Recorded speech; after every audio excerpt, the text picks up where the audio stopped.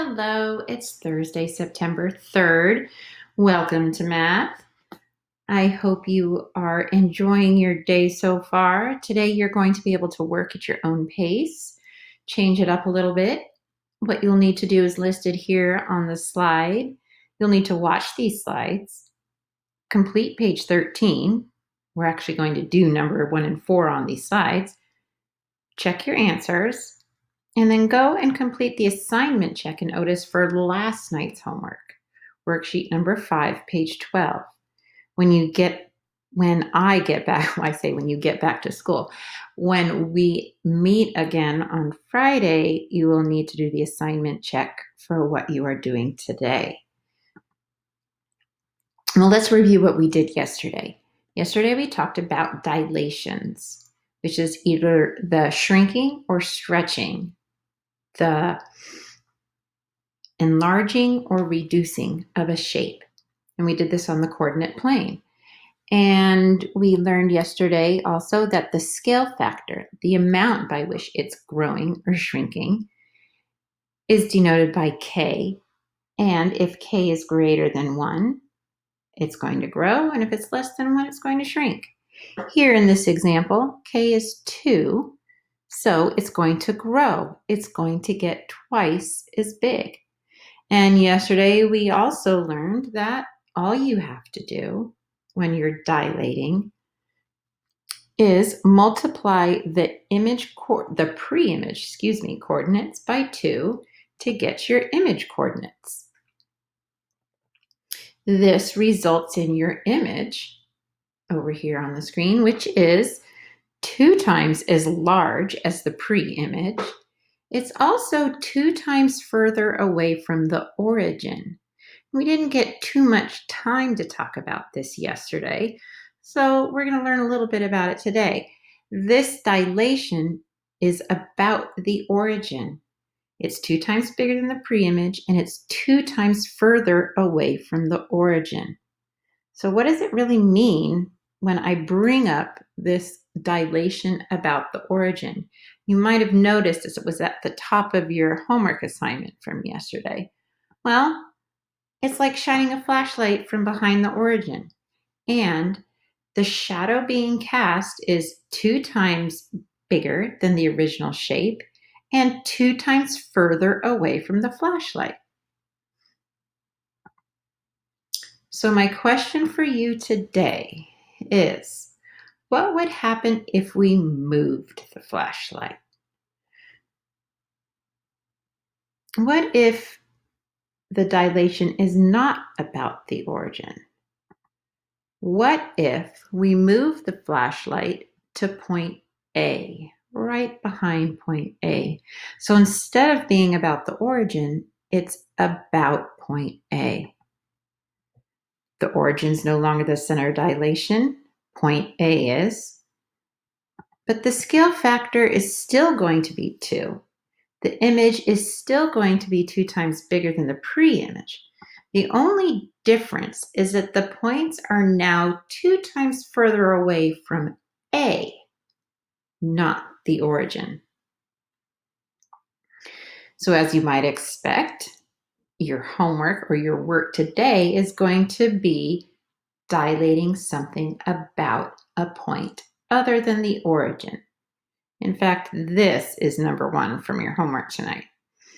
So how do you do this? How are we going to go about doing this? Is it as easy as yesterday where you just had to multiply the coordinates by 2? No. Of course not. Rather than use the coordinate points, we're going to use the lengths of the sides. We're going to ask ourselves, how far is each point from point A?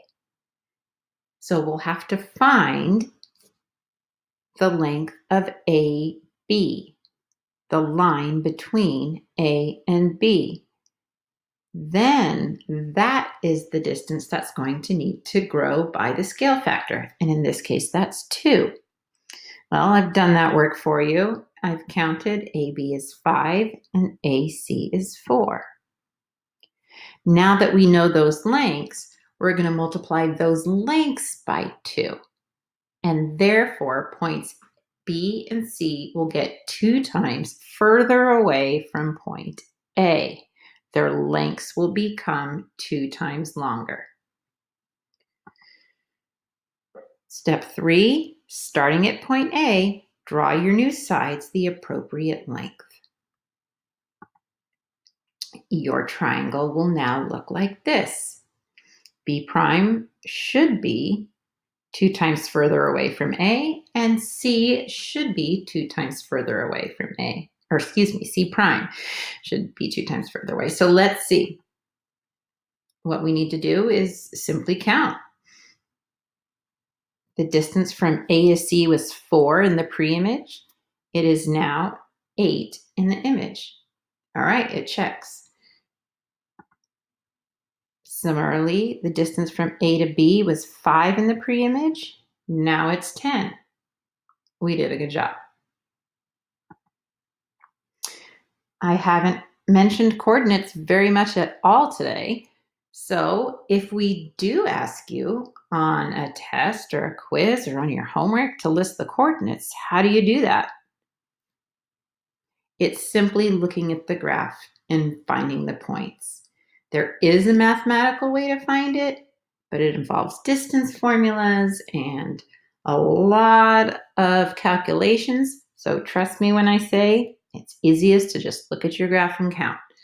So, or actually, thank goodness we have these graphs. We are so happy with these coordinate planes because they have the numbers on them, so we don't even have to do much counting. A is at 5, 4.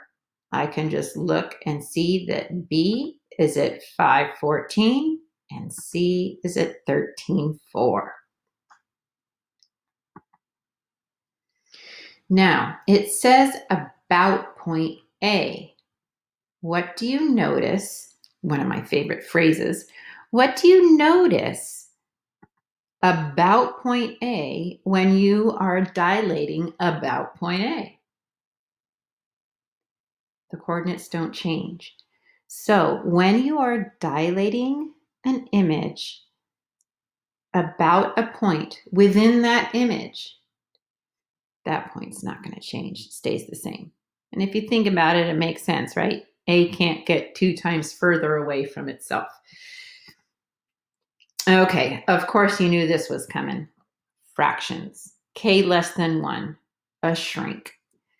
Don't panic. We're going to give you fraction-friendly numbers. You follow the same process. The only difference is your pre-image will shrink instead of stretch. So, step 1, find the lengths of the sides, or find the distance each point is away from A. So in this case, A to B is 18. How did I find that? I counted. I also noticed that because we have these lovely graphs with the numbers, to find the distance between A and B, couldn't I just look and see this is 20, this is 2. Oh, the distance between A and B is just 20 minus 2, 18. Okay, if that made your mind explode, don't worry about it. Don't use that method. Just count. And then A to C is 14. Then, following the same method, we multiply by 1/2, multiply by K, and we get 9 and 7. Now, remember from yesterday also, multiplying by a fraction is the same as dividing. Well, when we have 1 on top. So multiplying by 1/2 is the same as dividing by 2. We're very familiar with doing halves. Remember though, if you get 1/5 or 1/3, remember, multiplying by 1/3 is the same as dividing by 3. Multiplying by 1/5 is the same as dividing by 5. In this case, we're multiplying by 1/2, we're dividing by 2. Draw the sides starting at point A, and you will see your triangle should look something like this.